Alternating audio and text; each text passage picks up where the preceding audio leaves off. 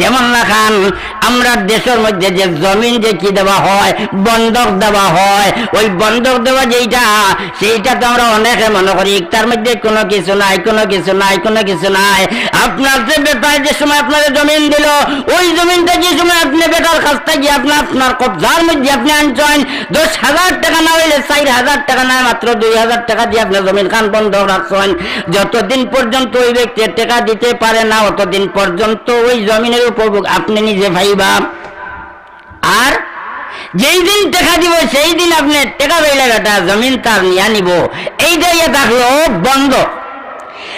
ওইটার কথা কইলে আর কি যে হারাম হারাম হারাম, একবারে হারাম। বন্ধক জমিন নেব যেটা একবারে হারাম, একবারে হারাম। একমাত্র যদি আপনি ওই বাটে আমরা যারে কই বান্দাই, আমরা যারে কইয়া থাকি খাজনা, আমরা দেশের মধ্যে খাজনা বেশি কইয়া থাকেন, ওই জমিন যদি আপনি 1,000 মধ্যে হোক, 2,000 মধ্যে হোক, আমি ওই বছর লাগি নিলাম, 1 বছর পরে আপনার জমি আপনি নিবা গিয়া, আর আমার টাকা দিয়ে আপনারে যে আমি টাকা দিলাম এই টাকা আমার বার ফেরত লাগতো না, এইটা যাইস। ওই বন্ধায় বুঝতে পারছে না প্রথমে যে এই বন্ধক জমিন রাখছে, এরপরে যে সময় তার গুণাটা ঘটি গেছে, খালি আমি বন্ধক জমিন দিয়ে কইয়াম না, আরো যত জাতীয় গুনার কাজ আছে, বন্ধায় গুণা করি লইছে, গুণা করার পরে বুঝতে পারছে যে আমি তো গুনার কাজ করি লইছি। ওই সময় যদি সাথে সাথে দেরি না করিয়া বন্দা সাথে সাথে মৌলার দরবার পড়ে যায়, বন্দার দরবার পড়িয়া যদি ওই বন্দায় তওবা করিলে, মাহবুব আমি তো গুনাহ করি লইছি, কিন্তু সঠিকভাবে এই গুনাহ আমি জানি না, আমি গুনাহ জানছি না, এখন আমি জানতাম পারছি আমি যে কাজ করছি কাজটা কি তার কাজ করছি, আমি গুনার কাজ করছি, এই হিসাবে আপনার দরবার উপস্থিত হয়ে আমি তওবা করলাম, অতীতে যত গুনাহ করছি ওই সবটা কি আমি বেজার হইলাম, শর্মিন্দা হইলাম, আর সামনের লাগি আপনার সঙ্গে আমি ওয়াদা করি আর কোনোদিন এই জাতীয় কোনো গুনাহ করতাম না। আল্লাহ পাকে পরবর্তীকার আলমে ফরমান আলাল্লাহ ইন্নামাত তাওবাতু আলাল্লাহ, আল্লাহ পাকে পরবর্তীকার আলম হইবে ওই বান্দার তওবারে কবুল করা লাজিম হইয়া যায়। আল্লাহ পাকে পরবর্তীকার আলমে ফরমান আমার লাগি ওয়াজিব হইয়া থাকলো যে ওই বান্দায় গুনাহ করার সময় হে বুঝছে না গুনাহ বলিয়া, কিন্তু এরপরে যেমনি হে কিতা বলছে গুনাহ করার পরে তার দিলের মধ্যে এই পড়ছে আমি কি কাজ করলাম, এখন যদি জানতে পারে বলেন না এই কাজটা ঠিক হয়েছে না, এটা গুনার কাজ হয়ে গেছে, তখন সাথে সাথে ওই বান্দা তওবা করে নিছে, ওই তওবা করার কারণে আল্লাহ কয় না আল্লাহ আমি আল্লাহর লাগি ওয়াজিব হইয়া থাক ওই বান্দারে আমি মাফ করে দিলাইতাম। হ্যাঁ দেরি করছে না।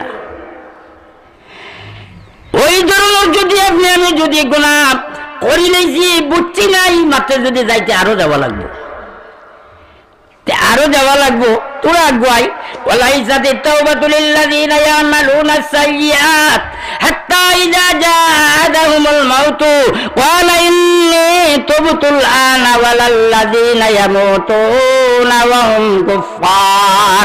আল্লাহ পাক পরবর্তীকার আলমে ফরমায় ওই বান্দা যেই ব্যক্তি কি করলো গুনাহ করিয়া তাম জিন্দেগি কাটাইয়া গেল গিয়া, কিন্তু মৌতের সময় যে সময় ওই সময় যখন দানি ফেরেশতা তার সামনে উপস্থিত, ওই সময় যদি কয়তা ইদা জা আহাদাহুমুল মাউতু ক্বালা ইন্নী তুবতুল আন, যেমনে মৌতের ফেরেশতার সামনে উপস্থিত ওই সময় তার ভয় হইছে, ডর হইছে, ওই সময় যদি কয় আমি এখন তওবা করতে আছি, আল্লাহ কয় না না আমি তার এখন তওবারে কবুল করতাম না।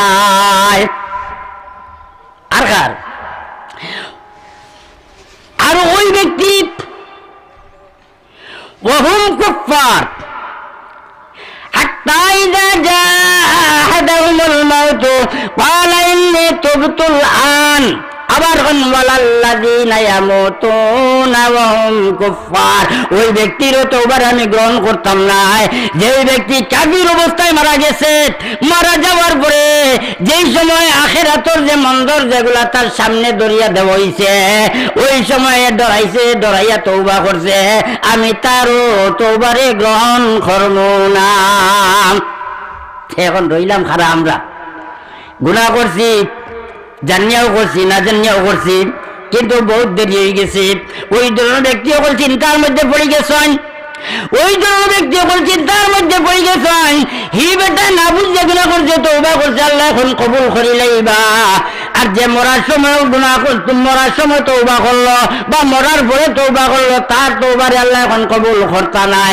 আমরা তো মারাও গেছি না, মৌত আমরা সামনে আইছি না, আর না বুঝে গুনাহ করলাম লগে লগে তো আমরা কিনা করছি না, তওবা করছি না। আমরার উপায় কি, আমরার উপায় কি, আমরার উপায় কি?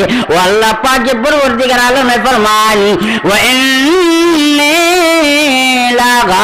লাগাফফার লিমান তাবা ওয়া আমানা ওয়া আমিলা সালিহান সুম্মা তাদা। ওই ধরনের ব্যক্তির জন্য, ওই ধরনের বন্ধার জন্য আমি ক্ষমাশীল, আমি ক্ষমা করনেওয়ালা, আমি বেশি বেশি ক্ষমা করনেওয়ালা। লিমান তাবা, কাকে আমি ক্ষমা করবো? লিমান তাবা, ওই ব্যক্তিকে যে ব্যক্তি তওবা করলো, তওবা করার সাথে সাথে ও আমানা, তার যে ঈমান যেটা আছে সেই ঈমানটারে মজবুত করে লইল। তাফসীরের মধ্যে সেই কথা কইরা লিমান তাবা ওয়া আমানা বলে তওবা করছে আর ঈমান আনছে। তওবার মধ্যে তার তাফসীরের মধ্যে এই কথা কইরা আয়াতের বলেন আমানা যে শব্দ, সেই শব্দের মেইন উদ্দেশ্য এটা হলো ওই বান্দা তওবা করছে, আর তওবা করার সাথে সাথে তার ঈমান যেটা আছে ওই ঈমানটারে মজবুত করে লাইছে।